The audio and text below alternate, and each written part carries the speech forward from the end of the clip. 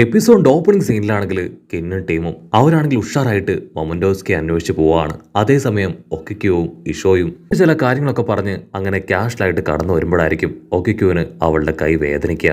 ഈശോ ആണെങ്കിൽ എന്തെങ്കിലും കുഴപ്പമുണ്ടോ എന്ന് ചോദിക്കും. അതിനവൾ ഒന്നുമില്ല എന്ന് മറുപടി പറയും. ഉടനെ ഈശോ ആണെങ്കിൽ ഇപ്പൊ അവളുടെ വേദന മനസ്സിലാക്കി ഒരു സ്റ്റോറി അവൾക്ക് പറഞ്ഞു കൊടുക്കുകയാണ്. സത്യത്തിൽ ഇതുപോലെ തന്നെയാണ് വർഷങ്ങൾക്ക് മുൻപ് സംഭവിച്ച മറ്റൊരു കാര്യം. വൈറ്റ് അദ്ദേഹം ഈ ഒരു ക്യാസ്റ്റിലേക്ക് എത്തിയതിനു ശേഷം ഓടനെയും എന്റെ ബ്രദറിനെയും ക്യാറ്റ് വൈപ്പറിനെയും ഡോക്കിങ്ങിനെയും ഒന്നും തന്നെ കാണാനില്ലാതായി.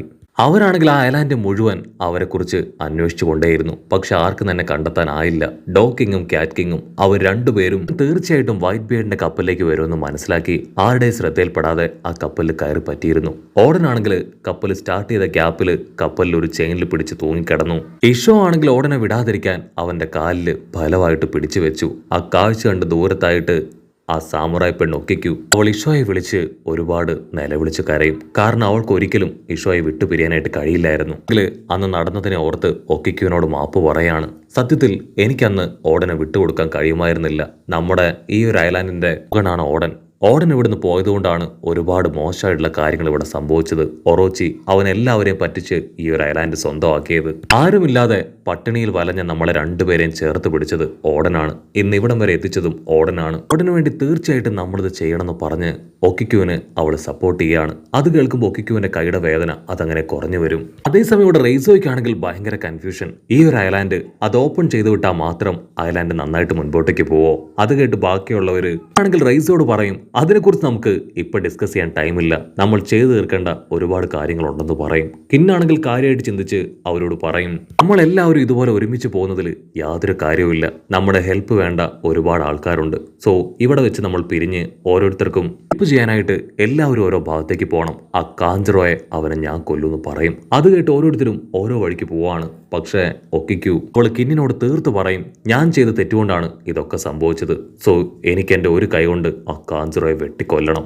വേറെ വഴിയില്ലാതെ കിന്നതിനെ ഒക്കെ പറഞ്ഞ് അവളെയും കൂട്ടി ഉഷാറായിട്ട് കാഞ്ചറോയെ ലക്ഷ്യമാക്കി ഓടും. കട്ട് ചെയ്ത മറ്റൊരു ഭാഗത്ത് ക്യാറ്റ് വൈപ്പർ അവനാണെങ്കിൽ മുൻപിൽ വരുന്ന എല്ലാവരെയും വെട്ടിയെറിഞ്ഞ് മുൻപോട്ടേക്ക് ഓടുകയാണ്. അപ്പോഴായിരിക്കും സിസിലിയനും ആ മങ്കിയും അവരാണെങ്കിൽ ഇപ്പൊ ക്യാറ്റ് വൈപ്പറിന്റെ അടുത്തേക്ക് വന്ന് അവന്റെ സഹായം ചോദിക്കുക. ഞങ്ങൾക്കിപ്പോ നിന്റെ സഹായം ആവശ്യമാണ്. പെട്രോയ്ക്ക് വേണ്ടി നീ ഞങ്ങളെ സഹായിക്കണം. ക്യാറ്റ് വൈപ്പറിന് പെട്രോയ്ക്ക് സംഭവിച്ച ട്രാജഡി അതെന്താണെന്ന് അറിയില്ല. തന്നെ അവരാണെങ്കിൽ പെട്രോയ്ക്ക് സംഭവിച്ച കാര്യങ്ങളെല്ലാം ഡീറ്റെയിൽ ആയിട്ട് പറയാണ്. അത് കേട്ട് ക്യാറ്റ് വൈപ്പർ ഞെട്ടും.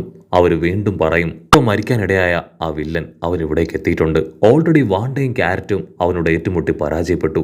സോ നിങ്ങൾ ഞങ്ങളെ ഹെൽപ്പ് ചെയ്യുകയാണെങ്കിൽ തീർച്ചയായിട്ടും അവനെ തോൽപ്പിക്കാനായിട്ട് പറ്റും. അത് കേട്ട് ക്യാറ്റ് വൈപ്പർ അവൻ ടെററായി ഓക്കെ പറഞ്ഞ് കൈ ചുരുട്ടി ഫ്ലൈ ചെയ്ത് അങ്ങനെ പോവാണ്. മറ്റൊരു ഭാഗത്ത് മൊമന്റോസ്കയെയും പെണ്ണിനെയും കൈഡോടെ മകളെയും കാണിക്കും. അവര് മൂന്നുപേരും ഇപ്പോഴും സേഫായി ആ റൂമിൽ തന്നെ ഇരിക്കുകയാണ്. പെണ്ണാണെങ്കിൽ കൈഡോടെ മകളോട് ചോദിക്കും എല്ലാ കാര്യങ്ങളും ഒറ്റിക്കൊടുക്കുന്ന ഒരു ബ്ലാക്ക് ക്യാറ്റ് അത് നമ്മുടെ പിന്നാലെ ഉണ്ട്. ഇവിടെയും അത്തരത്തിലുള്ള ക്യാറ്റ് ഉണ്ടോ? ഇവിടെ മകള് പറയും നീ പേടിക്കേണ്ട ആവശ്യമൊന്നുമില്ല, ഇവിടെ സേഫാണ്, അങ്ങനെ ആരും ഇവിടെ ഇല്ല. മാത്രമല്ല ഞാനിപ്പോ മറ്റൊരു ട്രിക്ക് അത് പ്രയോഗിക്കാൻ പോവുകയാണെന്ന് പറഞ്ഞ് ആ സൂചിയും നൂലും തുണി കൊണ്ടൊക്കെ ക്രിയേറ്റ് ചെയ്ത ഒരു പാവയെ കാണിച്ചു കൊടുക്കും. ഇതാണ് ഇനി മുതൽ മൊമന്റോസ്കി. ഞാൻ ഈ പാവയെ ഉപയോഗിച്ച് എല്ലാവരെയും ഡൈവേർട്ട് ചെയ്ത് വില്ലന്മാരെ തല്ലിക്കൊല്ലും. നമ്മൾ ഇങ്ങനെ വെറുതെ പേടിച്ചിരുന്നിട്ട് യാതൊരു കാര്യമില്ല. ലൂഫിക്കും ടീമിനും നമ്മുടെ സപ്പോർട്ട് ആവശ്യമാണ്. നിന്റെ ഫ്രണ്ട്സ് കിന്നും ടീമും അവരെത്രയും വേഗം ഇവിടേക്ക് എത്തുമെന്ന് പറഞ്ഞ് അവളാണെങ്കിൽ പതിയെ മുകളിലേക്ക് കയറും. അതിനുശേഷം മൊമന്റോസ്കിയോട് ചോദിക്കും നിനക്ക് ഇപ്പോഴും ലൂഫിയുടെ ശബ്ദം അത് കേൾക്കാനായിട്ട് കഴിയുന്നുണ്ടോ? അവൻ ഓക്കെ ആണോ? അതിനവൻ ചെക്ക് ചെയ്യും. അവന്റെ അവസ്ഥ പഴയതുപോലെ തന്നെയാണ്. പക്ഷെ അവന് കുഴപ്പമൊന്നുമില്ല. ലൂഫിയുടെയും അവന്റെ തൊട്ടടുത്ത് കൈഡോയുടെയും അവരുടെ രണ്ടുപേരുടെയും ശബ്ദം മാത്രമേ ഇപ്പൊ കേൾക്കാൻ കഴിയുന്നുള്ളൂ എന്ന് പറയും. അത് കേൾക്കുമ്പോൾ അവരുടെ പേടി കൂടും. അവളാണെങ്കിൽ അതിനോക്കെ പറഞ്ഞ് അവിടുന്ന് ഓടുകയാണ്. അതേസമയം മൊമന്റോസ്കി അവനാണെങ്കിൽ കൈഡോടെ മകൾ കൊടുത്ത ഓടന്റെ ബുക്ക് അത് കയ്യിലെടുക്കും. അതിനുശേഷം അത് പതിയെ മറച്ചു നോക്കുകയാണ്. ഉണ്ടപ്പെണ്ണാണെങ്കിൽ അത് ഒളിഞ്ഞു നോക്കി ഇപ്പൊ അവനോട് പറയും സത്യത്തിൽ ഇത് നിന്റെ പപ്പയുടേതാണ്, ഇത് വായിക്കാൻ അത് നീ മാത്രമാണ്, അതിന് നിനക്ക് മാത്രമാണ് യോഗ്യത എന്ന് പറഞ്ഞ് അവൾ നീങ്ങിയിരിക്കും. പക്ഷെ മൊമന്റോസ്കി ആണെങ്കിൽ ഓരോരോ കാര്യങ്ങൾ വായിക്കുന്തോറും അവൾക്ക് ആങ്സൈറ്റി കൂടി അവളും പതിയെ അതിലേക്ക് ഒളിഞ്ഞു നോക്കുകയാണ്. കട്ട് ചെയ്താൽ വീണ്ടും ലൂഫി ആണെങ്കിൽ ഫുൾ പവറിൽ കൈഡോയ്ക്ക് നേരെ വരികയാണ്. അവൻ യൂഗോ പവർ എടുത്ത് കൈഡോയെ അറഞ്ചം പുറഞ്ചം ഞെട്ടിക്കാനായിട്ട് തുടങ്ങും. കൈഡോ ആണെങ്കിൽ കറക്റ്റായിട്ട് അവന്റെ പവറിനെ കുറിച്ച് മനസ്സിലാക്കി എല്ലാം തന്നെ ഡൗട്ട് ചെയ്ത് പ്രിവെന്റ് ചെയ്തുകൊണ്ടേയിരിക്കും. ലൂഫി ആണെങ്കിൽ തോറ്റു പിന്മാറാൻ തയ്യാറാവില്ല. വീണ്ടും വീണ്ടും നല്ല രീതിയിൽ കോൺസെൻട്രേറ്റ് ചെയ്ത് ചെയ്ത് രണ്ടുപേരും ഇപ്പൊ ഈക്വലായിട്ട് കട്ടയ്ക്ക് ഫൈറ്റ് ചെയ്യാണ്. കൈഡോയ്ക്ക് മനസ്സിലാവും സ്ട്രോ ഹാറ്റ് ലൂഫി അവനിപ്പോൾ പഴയ ലൂഫി അല്ല, മറിച്ച് ഒരുപാട് ട്രെയിനിങ് ഒക്കെ എടുത്ത് അവനോടൊപ്പം കട്ടയ്ക്ക് ഫൈറ്റ് ചെയ്യാൻ കേപ്പബിൾ ആയിട്ടുള്ള ഒരാളാണെന്ന്. പക്ഷെ കൈഡോ അവൻ ആ കാര്യങ്ങളൊന്നും തന്നെ പുറത്ത് കാണിക്കാതെ ലൂഫിക്ക് കട്ട കോമ്പറ്റീഷൻ കൊടുത്തുകൊണ്ടേയിരിക്കും. അവൻ ലൂഫിയെ വെല്ലുവിളിക്കും, നിനക്ക് ധൈര്യം ഉണ്ടെങ്കിൽ എന്നെ തോൽപ്പിക്ക്. ഇതിനു മുൻപ് മുഖത്ത് നല്ല ചിരിയും കോൺഫിഡൻസ് ഒക്കെ ഉണ്ടായിരുന്നല്ലോ, ഇപ്പൊ അതൊന്നും കാണാനില്ല. അതിന് ലൂഫി അവൻ ടെററായിട്ടൊന്ന് നോക്കി അടുത്ത നിമിഷം അവനെ നോക്കി പൊട്ടിച്ചിരിക്കും.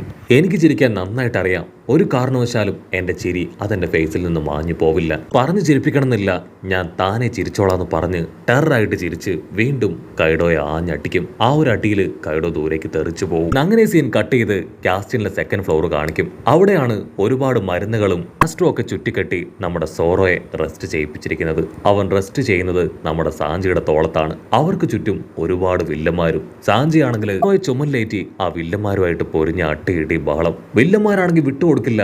അവരെ ഇവിടെ ആൾക്കാർ ഒരുപാട് പേരെ വിളിച്ച് അവരെ പിടിക്കാനായിട്ട് ശ്രമിക്കുകയാണ്. കാരണം എങ്ങനെ പോയാലും 600 ബില്യൺ ബെറീസിന് മുകളിൽ അവർക്ക് രണ്ടുപേർക്കും വെർത്തുണ്ട്. ഏതെങ്കിലും ഒരാളെ കിട്ടിയാൽ തന്നെ നമുക്ക് ധാരാളമാണ്. സോ ഇത്രയും വേഗം അവരെ ഫൈറ്റ് ചെയ്ത് നമ്മുടെ അടിമകളാക്കി മാറ്റണമെന്ന് പറഞ്ഞ് അവർ ഫൈറ്റ് ചെയ്യാണ്. സാഞ്ചിക്കാണെങ്കിൽ ഇത് കേട്ട് കൺട്രോൾ പോയി അവൻ ഒച്ചത്തിൽ നിലവിളിച്ച് ഫൈറ്റ് ചെയ്യാണ്. സോറോയ്ക്കാണെങ്കിൽ അതൊരല്പം ഡിസ്ട്രാക്ഷൻ ആവും. ഓ നോ, നിനക്ക് സൈലന്റ് ആയിട്ട് ഫൈറ്റ് ചെയ്തൂടെ, വെറുതെ ഒച്ച ഉണ്ടാക്കി എന്റെ ഡീപ് സ്ലീപ്പ് നീ ഇല്ലാതാക്കരുത്.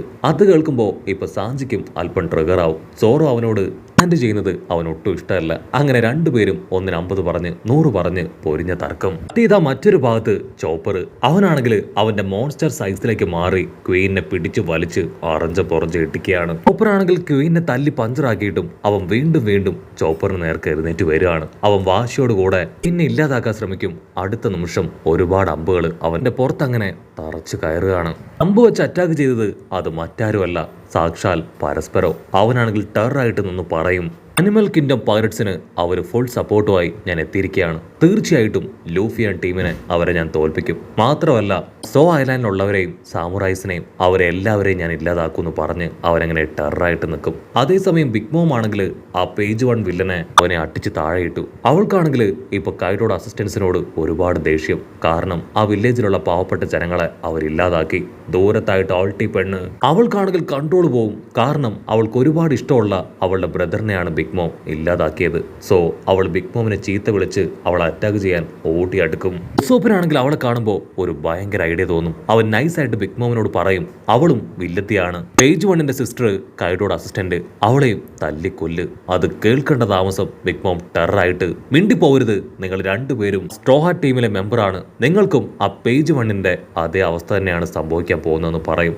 അത് കേട്ട് ഉസോപ്പാണെങ്കിൽ നൈസായിട്ട് അങ്ങനെ ഡീവിയേറ്റ് ചെയ്ത് ആൾട്ടി പെണ്ണിനോട് പറയും, നിന്റെ ബ്രദറിനെ അടിച്ചു വീഴ്ത്തിയത് ഈ ബിഗ് മോം ആണ്, അവളെ അറ്റാക്ക് ചെയ്യും. കുട്ടിയാണെങ്കിൽ ഇപ്പൊ ഫുൾ കലിപ്പില് ബിഗ് മോമിനെ ലക്ഷ്യമാക്കി വരികയാണ്. ആ ഗ്യാപ്പില് വയലറ്റ് പെണ്ണിനോട് പറഞ്ഞ് ആ ലൈനുമായി അവർ മുൻപോട്ടേക്ക് കുതിക്കും. രക്ഷപ്പെടാൻ ശ്രമിക്കുന്നത് കണ്ട ആ ആൾട്ടി പെണ്ണ് അവള് ചാടി വന്ന് ആ ലൈനിനെ ആഞ്ഞു ചവിട്ടി അതിനെ താഴെ ഇടുകയാണ്. അതിനുശേഷം എത്ര ധൈര്യം ഉണ്ടെങ്കിൽ ഇവിടുന്ന് രക്ഷപ്പെടാൻ ശ്രമിക്കും ചോദിച്ച് അവൾ അതിനെ തല്ലി തല്ലി കൊല്ലാൻ ശ്രമിക്കും. വയലറ്റ് പെണ്ണാണെങ്കിൽ ഈ പോൾട്ടിയെ പിടിച്ചു വലിക്കും. പ്ലീസ് ദയവ് ചെയ്ത് അതിനെ ഒന്നും ചെയ്യരുത്, അതെന്റെ പെറ്റാണ്. അതിന് ആ ആൾട്ടി പെണ്ണ് അവളുടെ കൈ നീട്ടി വയലറ്റ് പെണ്ണിന്റെ മുഖത്ത് ആഞ്ഞടിക്കുകയാണ്. ചോര തുളുമ്പി അവൾ ബിഗ് മോമിന്റെ മുൻപിലേക്ക് വന്ന് വീഴും. നാമിക്കാണെങ്കിൽ അത് കണ്ട് കൺട്രോൾ പോവും. ഉസോപ്പ് അവൻ വയലറ്റ് പെണ്ണിനെ തൂക്കിയെടുത്ത് നമുക്ക് എത്രയും വേഗം ഇവിടുന്ന് രക്ഷപ്പെട്ടു പോവാന്ന് പറയും. പക്ഷെ ബിഗ് മോം അവൾക്ക് ആ കാഴ്ച കണ്ട് സഹിക്കില്ല. അൺബിലീവബിൾ, എന്റെ മുൻപിൽ വെച്ച് എനിക്ക് ഇഷ്ടപ്പെട്ട ആ പെൺകുട്ടിയുടെ മുഖത്ത് നീ ആഞ്ഞടിച്ചു അല്ലേ, നിന്നെ ഞാൻ വെറുതെ വിടില്ല എന്ന് പറഞ്ഞ് ബിഗ് മോം നടന്നു വരേണ്ട താമസം അടുത്ത നിമിഷം നമ്മുടെ നാമി അവള് തണ്ടർ പവർ ഉപയോഗിച്ച് ആൾട്ടി പെണ്ണിന്റെ മുഖത്ത് തന്നെ ആഞ്ഞൊരടി. ആ ഒരു അടിയിൽ അവള് കംപ്ലീറ്റ് ആയിട്ട് നോക്ക് ഡൗൺ ആവും. നിനക്കത്ര ധൈര്യം ഉണ്ടെങ്കിൽ ചെറിയ പെൺകുട്ടിയുടെ ദേഹത്ത് കൈവെക്കും ചോദിച്ച് നാമി അങ്ങനെ ടെററായി നിൽക്കുന്നതോട് കൂടെ ഈ ഒരു എപ്പിസോഡും അവസാനിക്കുന്നു.